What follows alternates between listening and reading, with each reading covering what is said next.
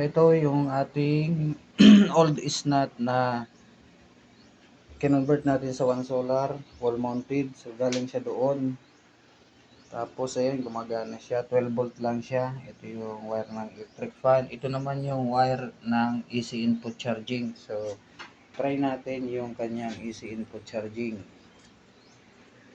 So ayan, kung makikita nyo guys, meron siyang AC input charging.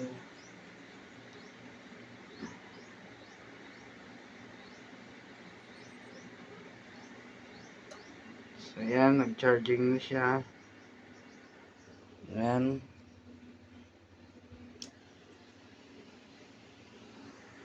So ayan. Hintayin natin.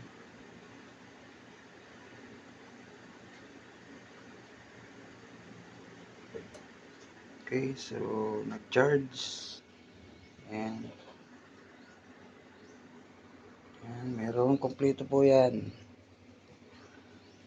Okay na.